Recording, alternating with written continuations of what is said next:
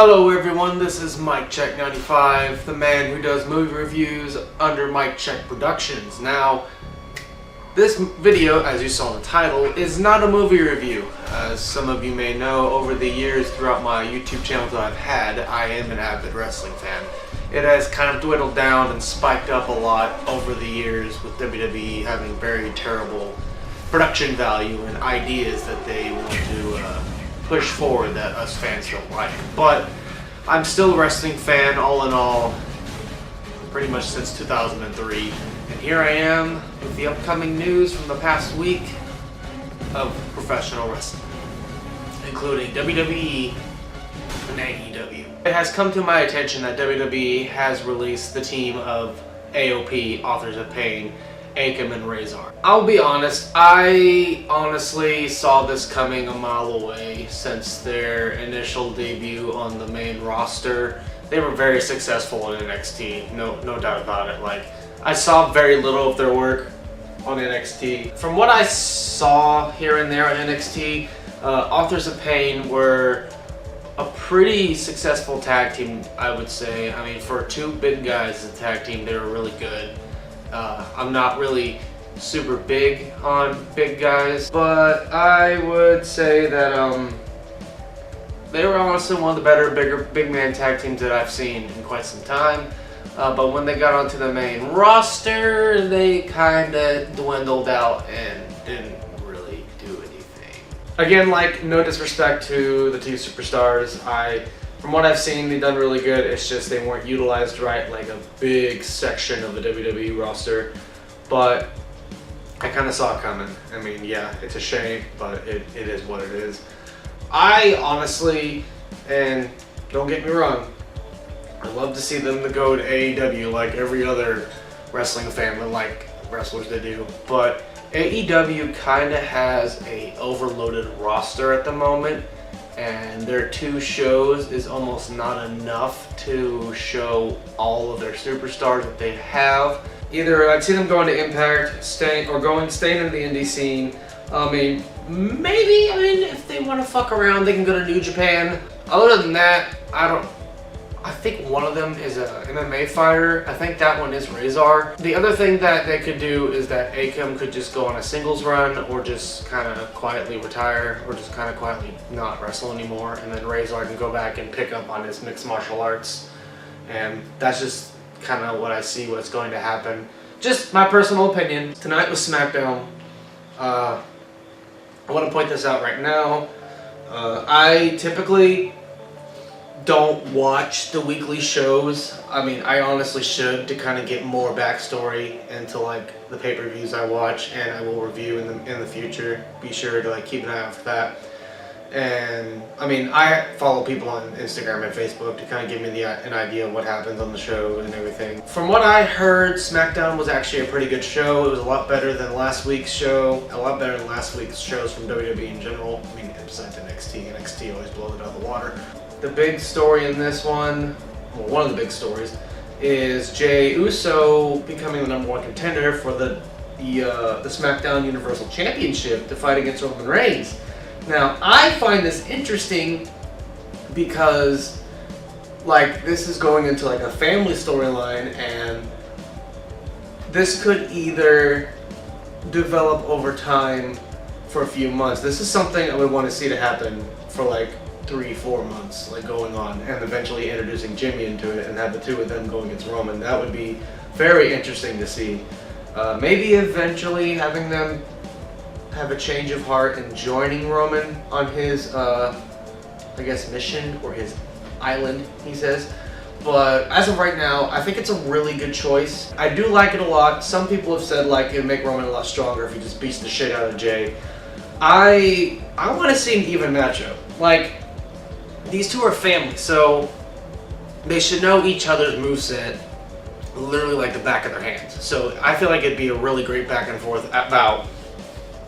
And they could tell a pretty good story between the two of them. And this is honestly the first time I've seen one of the Usos go up against Roman Reigns And again, I want to see more development happen. There was another Firefly Funhouse episode, and Bray Wyatt has said that next week there's going to be a new friend that he's introducing to the show.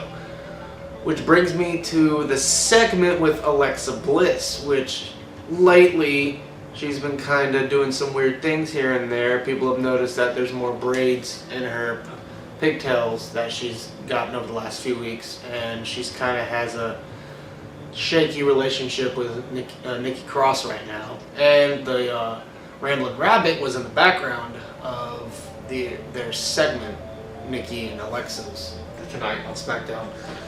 And like I really think like it's kind of like a slow burn to Alexa Bliss joining Bray Wyatt. Some people said there could be a swerve and it could be Nikki Cross instead, but we'll just have to wait and see how that turns out and like where it's going to go from there. It's really interesting seeing that Alexa Bliss is kind of changing here and there, kind of acting a little different, and it's intriguing. And it's another thing that they did right tonight.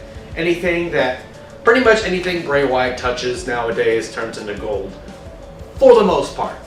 At least his parts. The very last thing I want to touch on before I get into AEW stuff is I didn't take notes for this one. There was a news article brought out about Vince McMahon talking about superstars and their engaging with outside third parties. So a fan had asked about what happened, which AJ had pretty much repeated what he said, saying what happened and everything, which he had said in a previous article months before this, and kind of gave out his thoughts and irritations about it, his grievances, and was kind of like, yeah, this is how I felt, and it is what it is.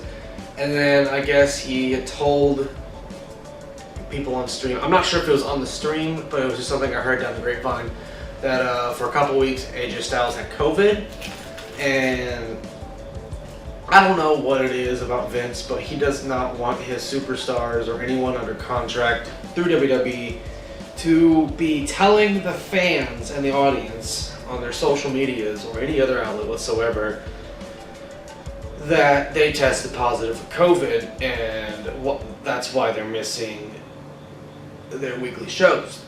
So I think this is the incident that caused it. So on a recent article, Vince McMahon has issued an edict this past week that talent can no longer engage with outside third parties, which would presumably include platforms like Cameo and Twitch, I would assume, like YouTube, because TikTok was added to that as well. McMahon held a call with talent last Sunday regarding the reinvention of the product. During the call, McMahon has said WWE owns the real names of the talent, not just the character names. See, that right there is, I kind of find that a little fishy and honestly borderline, if not straight illegal, because yeah, I get that he would own the character names because he had a hand in making them. I mean, unless McMahon gave birth to every superstar in WWE, he can't say that he owns their real biological names. I mean, unless there's some weird little side notes on the contracts each superstar signs that states that. But to me, that sounds kind of illegal, and a lot of superstars can honestly take legal action against that. But that's just my thoughts, and I don't know how it's going to pan out because, like I said, I just found out about this today. And to add to it, to the article, Vince states here, some of you are engaged with outside third parties using your name and likeness in ways that are detrimental to the company. I don't know how it's detrimental besides the whole AJ incident, but that's just one person, as far as I know. I mean, everyone else is just playing games. He also adds, it is imperative that these activities be terminated within the next 30 days, which will be by Friday, October 2nd. Continued violations will result in fines, suspension, or termination at WWE's discretion.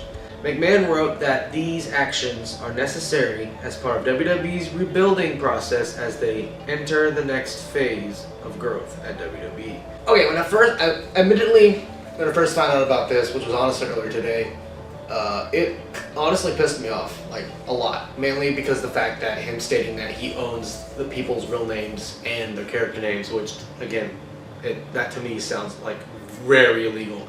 Why would Vince want to tackle this so-called problem during a time like this where people are stuck at home or just quarantined at home with no way of making a living? Because God knows that state unemployment offices are backed up for months and months and months. So with that going on, and this is happening now, like what are superstars going to do? Like what are the low card superstars going to do when they're stuck at home? Or the people, or the superstars that are injured right now, like Xavier Woods. He's been out with a leg injury for almost a whole year. AJ's a kind of a person that will speak his mind. He doesn't give a damn. Like, he's at the end of his career. Well, not like right away, but he's like in his 40s. Like, he doesn't see himself doing this for like very much longer, maybe for like a couple more years. I think. So, I mean, AJ's really got nothing left to lose, honestly. But the other people who like just started with wrestling and everything, like, if they're stuck at home and they can't utilize other ways of payment that doesn't involve unemployment, like, I mean, I do get that superstars do get paid to stay at home, pretty much, because that's happened numerous times. My point still stands. Like, what other things are they going to do? Like, I mean, they've got to find some other ways to make that extra cash or extra entertainment to keep themselves entertained. That's just what I wanted to bring up, and it's just, to me, it doesn't make any fucking sense. And I hope this issue gets ironed out and gets fixed in a way where nobody's really losing anything. Another thing I want to add to this whole thing is that this isn't really the first time this has happened. Back in like 2009 or 2011, around that time period, Zack Ryder had a YouTube channel, or Matt Cardona, in WWE, and he was just kind of just recording videos and just doing his own shit. And he started to get really popular on there, and fans were really backing him up. Well, Vince pretty much told him to shut that down because he was getting too popular. And that just tells me and a lot of other people that Vince wants to control who's the top guy and who's not. So this might be another way of him pretty much doing that in order to control more of his superstars and pretty much giving them less freedom. That's another theory that I have, but again, like, I hope this issue gets ironed out and turned around for the better. Now to move on to AEW business. AEW has a pay-per-view. I'll probably have to cover Sunday night, which that video then will be released on Monday. My thoughts on it. So I'll be watching it Sunday night. I'll be recording the review of it Sunday night after the show, and then I will be uploading the review for it on Monday night? Yeah, that sounds about right. I figured that I would talk about the matches and my predictions for the matches to see what I think what's going to happen. The first match on the card is going to be on the pre-show. It's Private Party, Isaiah Cassidy and Mark Quinn taking on Dark Order's Alex Reynolds and John Silver. Again, it's just a pre-show match. Nothing really is on the line. Kind of a match to kind of get the crowd going. I honestly see Private Party going over because Alex Reynolds and John Silver are more of like a comedy gimmick in AEW. I mean, if they do get the win, it'll be kind of surprising since Dark Order is going into a huge storyline, going into All Out. But I really do see Private Party getting the win on that matchup, just to kind of get the crowd happy to start things off. Next match, I don't think this is the exact actual order of the matches, it's just how they're listed, and I'm kind of going from bottom to top. Britt Baker will be taking on Big Swole in a tooth and nail match. Now, I don't know what the fuck a tooth and nail match is. I don't think any of the fans know what the fuck a tooth and nail match is.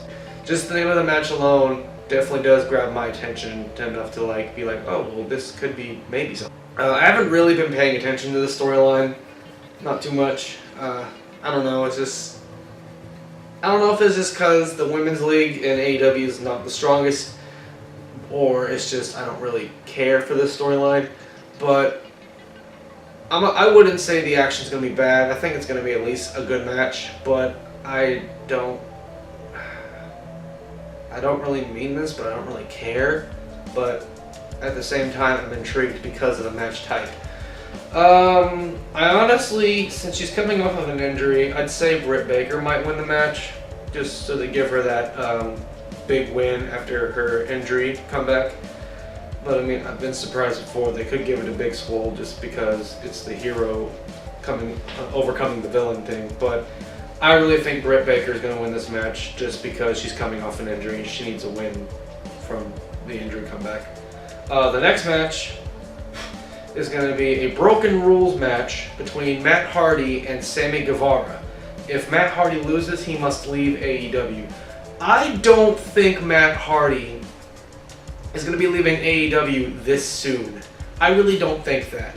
I mean, if he does, he might be like a backstage help or like a trainer or a coach or something, but I don't think Matt Hardy is going to be leaving AEW. So I see Matt Hardy getting the win at the end of all of this. I mean, like I said, I've been wrong before, and AEW is really all about pushing up the younger talent a lot more than the older talent. So, I mean, if Sammy Guevara wins, that'd be really cool. It'll definitely be a good match, I'd say. But I'm going to have to go with Matt Hardy just because since he just got to AEW like a couple months ago, I don't see Matt Hardy being gone from the company that quick. Now, the next match, it's kind of a random tag team match, I think. I think there's been more of a story built onto it from the BTE show. But Jurassic Express, Jungle Boy, and Luchasaurus will be taking on the Young Bucks, Matt and Nick Jackson, in just a normal tag team match. Again, this is kind of a random tag team match they've thrown together. I mean, again, there could be a story behind it. I haven't really paid attention to it. I would give I'd give it to Jurassic Express. I mean, like, the Bucks have done enough for the company, I think, and like unless they're doing like a huge like heel turn on this, which I don't know if the Young Bucks are going to turn heel, or if there's going to be like an interference involving with Hangman. But I think Jurassic Express will come out as victors in this one. I mean, the only storyline I see into this is Luchasaurus doing the Canadian Destroyer, but that's mainly about it. The next match on the card I see here is what AEW knows how to do best, an 8-man tag team match. Some of those 8-man tag matches I've heard have been clusterfucks, but I still think they're at least decent.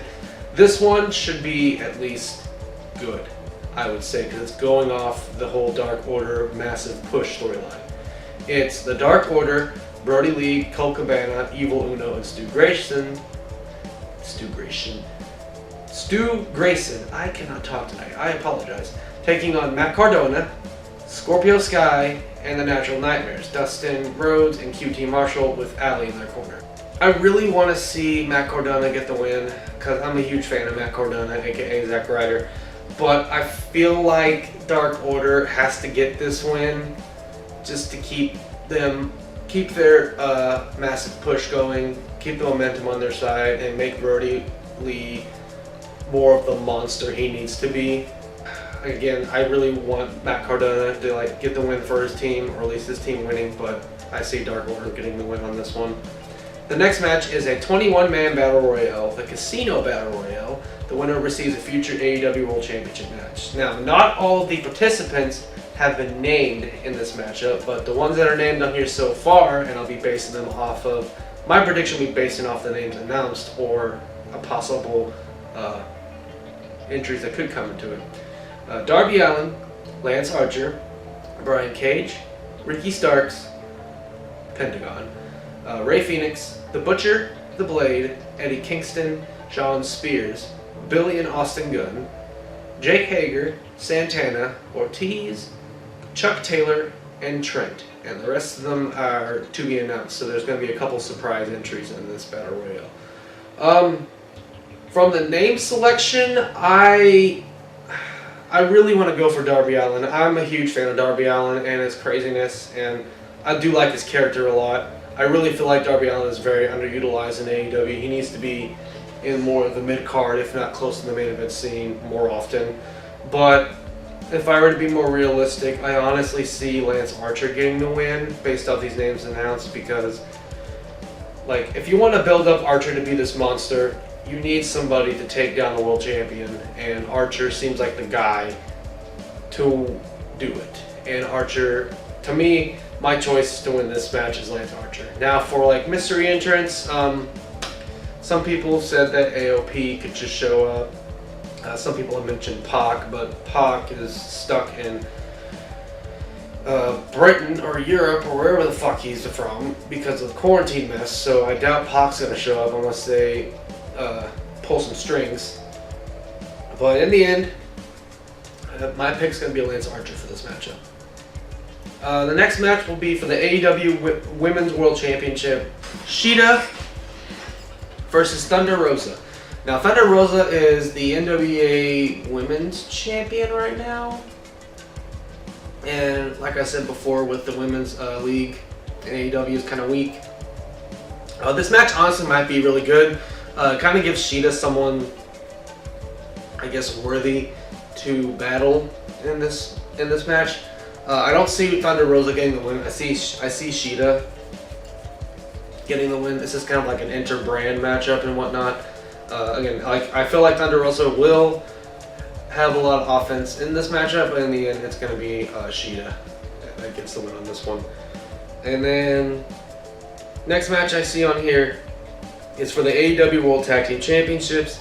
Kenny Omega and Adam Page versus FTR, Cash Wheeler, and Dax Harwood with Tully Blanchard in their corner. FTR needs to win this match. I think FTR needs to win the tag team titles because I don't see Hangman and Kenny Omega really coinciding anymore after what's been going on with Hangman and the Young Bucks, along with Kenny kind of teasing the whole cleaner gimmick on the BTE show. So I'm not really sure what's going to happen. I don't know who's going to turn heel. I don't know who's going to turn face. I don't know if there's going to be any swerves at the matchup, but I do think FTR needs to get the win in this match and become the AEW World Tag Team Champions. The next match is the Mimosa Mayhem match. This match can be won by pinfall, submission, or throwing the opponent into a tank of mimosa. And it is Chris Jericho versus Orange Cassidy. With how Jericho has been putting over younger talent, I think Orange Cassidy is going to win this matchup. I really do. But there's still a small part of me that wants Chris Jericho to win because even though Chris Jericho is probably one of the biggest bad guys in AEW, I still love Chris Jericho no matter what side of the coin he's on. But to be, I guess, more realistic and kind of watching Jericho putting over younger talent, I see Jericho getting the win on this matchup. And then the last matchup that is on the card is for the AEW World Championship. Jon Moxley versus MJF with Wardlow in his corner. And Moxley is banned from using the Paradigm Shift as his finishing move. A lot of people want MJF to win this match. A lot of people said it makes sense for MJF to win this match because he's technically been undefeated in singles competition. I say that, call me crazy, but I still think it's a little too early for MJF to win the world title. If it were like maybe 6 months down the road, I would say yes, but I don't think MJF is going to be the guy that dethrones Jon Moxley. Now, hear me out on this. Yes, MJF would make a fantastic heel world champion. But putting MJF against my Casino Royale winner, Lance Archer, I don't see that being booked that well.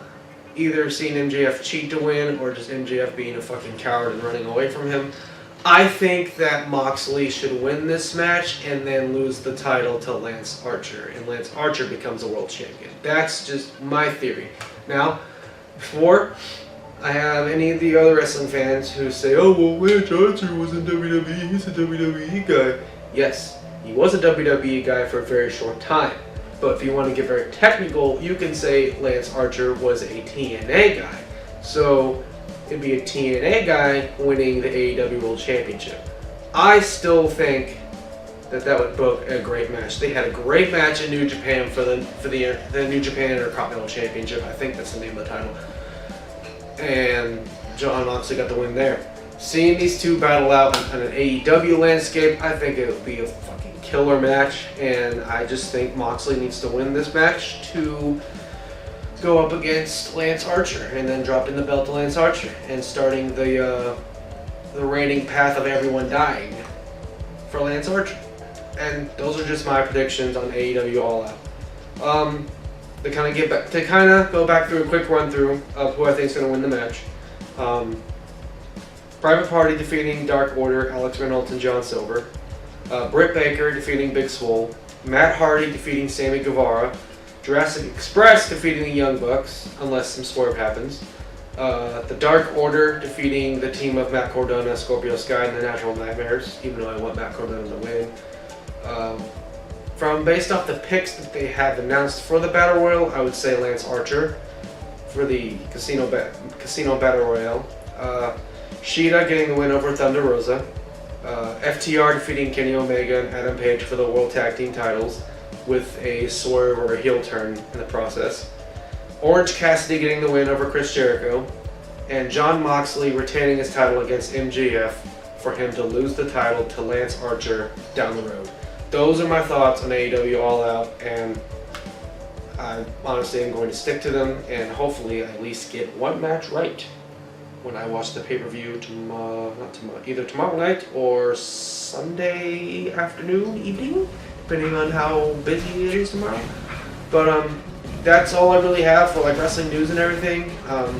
If you guys want to share your thoughts and comments, just comment down below or reach out to me on my social media. I do have Patreon accounts for both MykeCheck'd and RDW Red Dust Wrestling. I'll have links for those down below and they'll be on the screen somewhere in this video. That's all I really have for this video. Again, this has been another MykeCheck'd production by MykeCheck'd 95, signing out.